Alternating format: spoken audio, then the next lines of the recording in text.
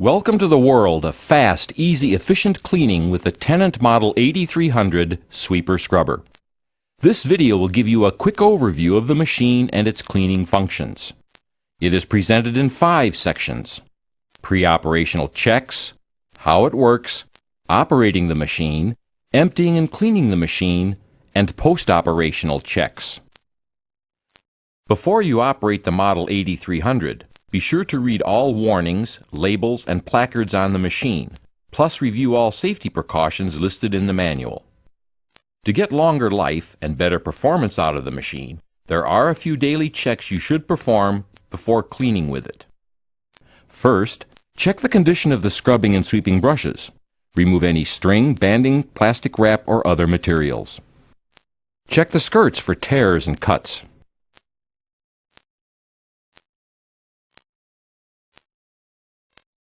Check the solution tank, recovery tank, and detergent tank levels, and add water or detergent if necessary.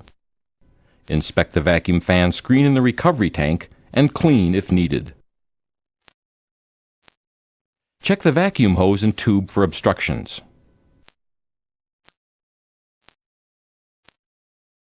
Open the battery compartment and check the electrolyte level of each cell. If necessary, add enough distilled water to cover the plates in each cell.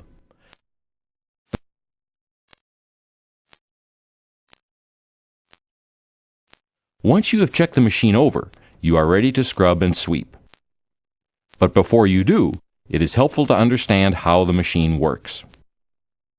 The sweeping functions are performed in the front of the machine, and the scrubbing functions take place to the rear of the machine. First, let's look at the sweeping system. It is designed to pick up litter and debris before it gets caught in the brushes or squeegees. As the machine travels forward, a side brush throws debris from edges into the machine's path. Dual sweeping brushes work in tandem to hurl debris into a rust-proof hopper.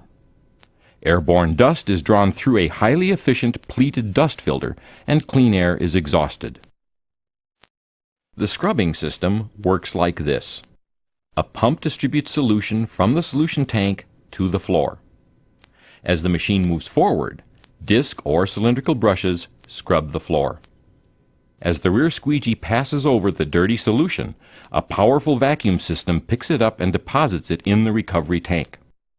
The optional ES recycling system filters the solution and redistributes still active liquid to the floor for reuse. Before you start scrubbing, you need to fill the solution, recovery, and detergent tanks to their proper levels. Open the solution tank cover and fill it with water until it is about 3 inches below the tank opening. Then add the proper detergent. If your machine is equipped with an optional detergent tank, or if you have the ES option installed, you will have to fill the detergent tank.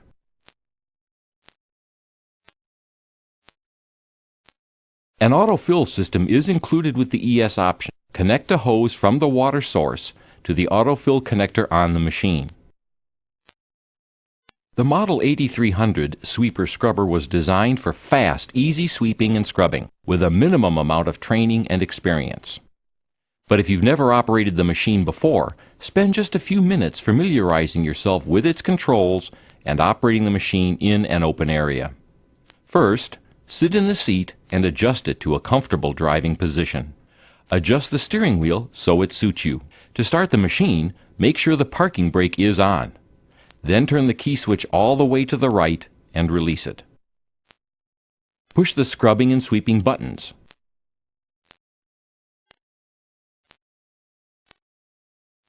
Then release the parking brake. If the solution tank is full and you have the ES option installed, a chime will sound and a symbol will appear on the LCD screen. It will disappear once you start scrubbing. Press the top of the directional pedal to move the machine forward. Press the rear of the pedal to move in reverse. Scrubbing and sweeping will start automatically.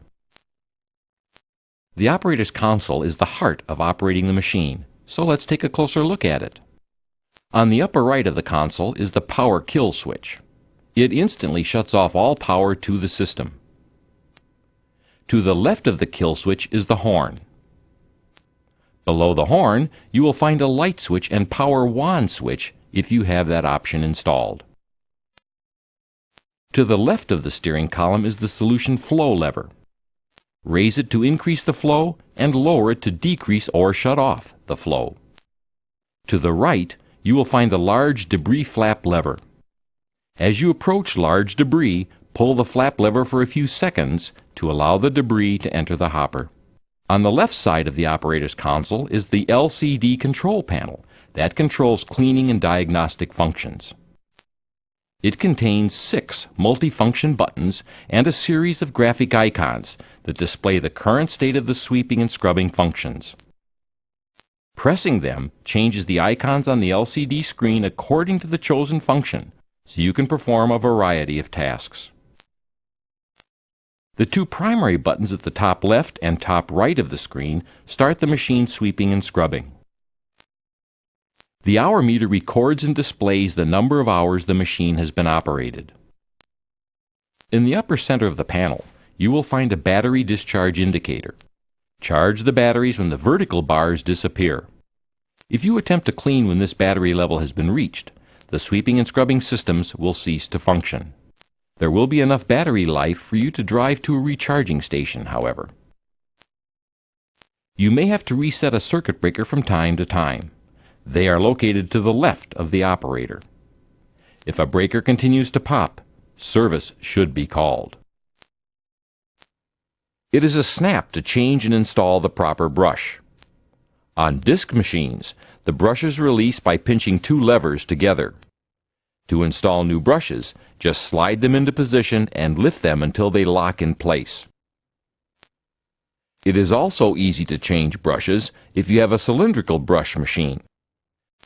Be sure to install the front brush with the tip of the V facing to the rear, and the rear brush so the V's tip is facing to the front of the machine. Review the diagram on the side of the brush assembly to be sure the brushes are properly installed.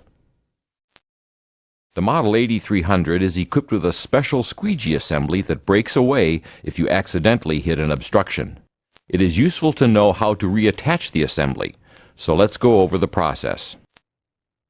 Loosen the wing nuts. Raise the rubber grommets that are just below the wing nuts until they touch the nuts.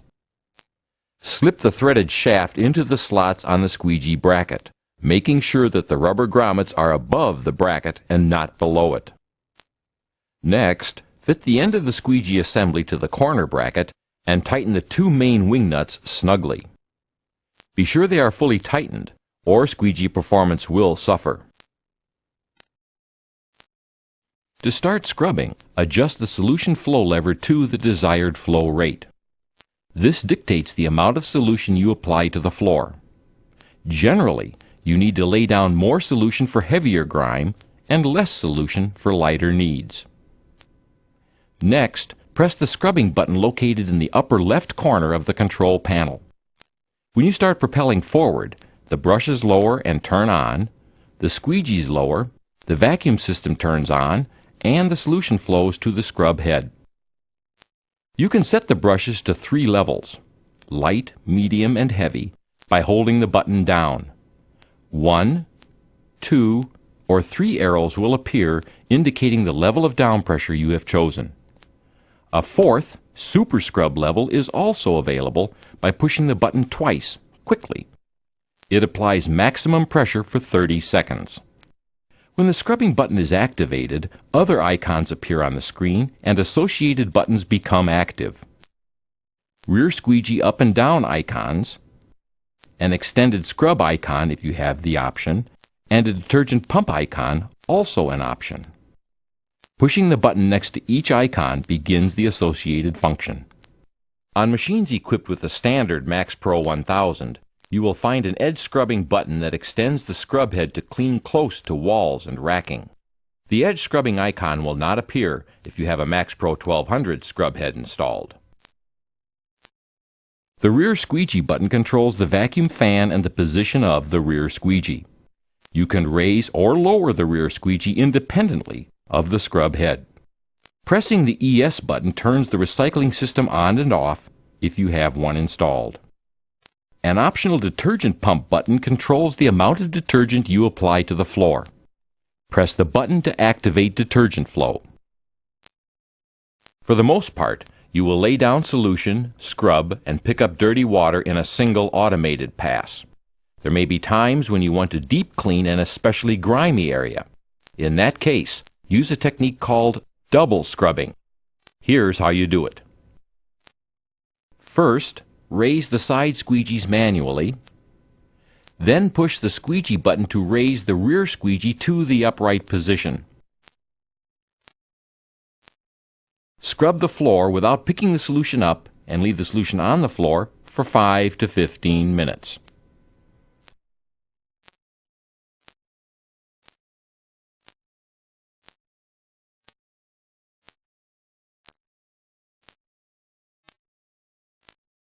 Manually lower the side squeegees. Lower the rear squeegee by pushing the squeegee down button.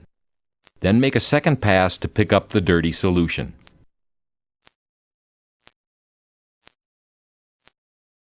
To stop scrubbing, press the scrub button. If you have an optional vacuum wand installed, you can clean in hard-to-reach places.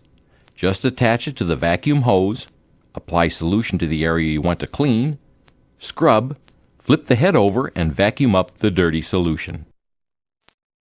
Your Tennant Model 8300 has a sweeping system that is especially designed to allow sweeping and scrubbing simultaneously.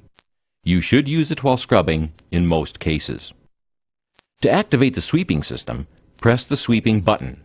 That will lower and start the main and side sweeping brushes, as well as start the sweeping vacuum fan.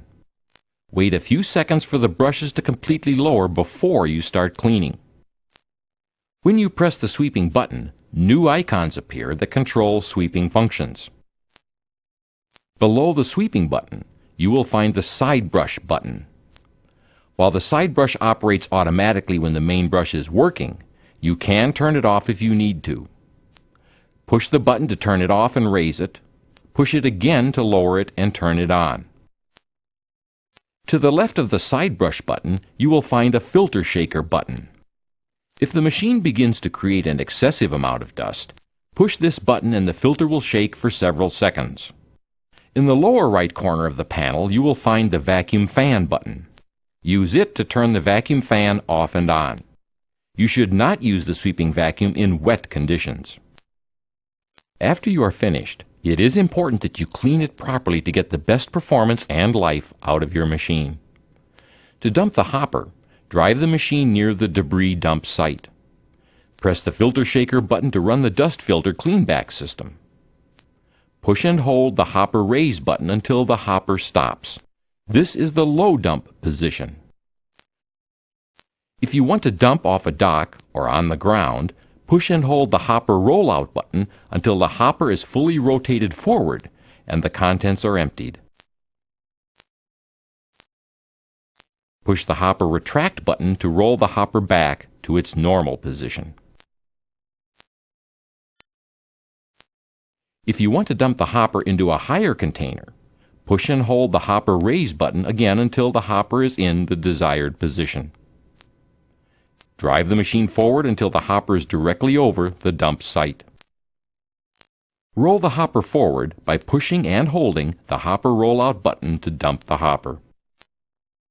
Once you have emptied the contents, push and hold the hopper retract button to tilt the hopper back to the upright position.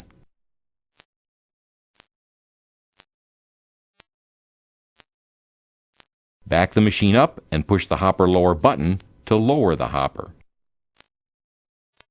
Be sure to keep clear of hopper lift arms and pinch points. If you or someone else need to work under the hopper, engage the hopper support bar. You should also clean out the recovery tank and the solution tank if you have the ES option installed.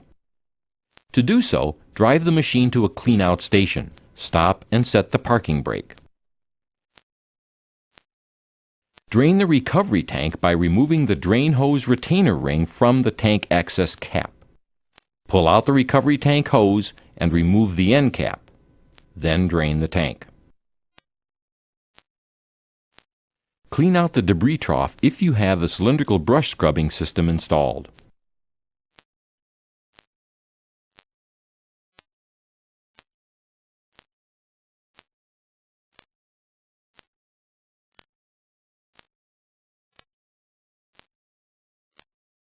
If the machine is equipped with the optional ES system, you may need to drain the solution tank. If you have positive solution control valves installed, just attach the extension hose, place the end in a suitable drainage area, and open the drainage valve on the rear of the machine. Once the tank or tanks have been drained, you should remove the drain hose and cap assembly from each tank and open the tank covers. Then flush the tanks through the openings and clean the vacuum screen under the recovery tank cover. On ES-equipped machines, use the clean-out wand to reach normally inaccessible areas of the tank.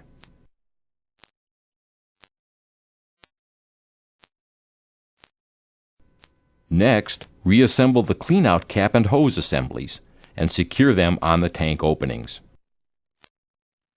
Drive the machine to a flat, dry, well-ventilated area. Turn the machine's power off and set the parking brake.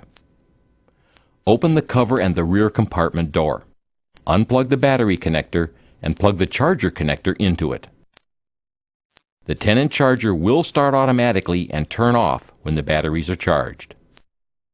When you are done cleaning the machine, you should perform a few post-operational checks. Check the condition of the scrubbing and sweeping brushes for wire, string, or twine that may be wrapped around them. Check the side and rear squeegees for wear or damage. Check the vacuum hose and tube for obstructions. Check under the machine for leaks. Make sure the parking brake is set and that the machine's key switch is in the off position. Performing the daily service checks and following the proper operating procedures will ensure that your machine will perform in top condition throughout its useful lifetime. You will find it cleans better, has fewer maintenance problems, effectively enhances your work environment, and we're sure you'll be happy with your Tennant Model 8300 sweeper scrubber for a long time.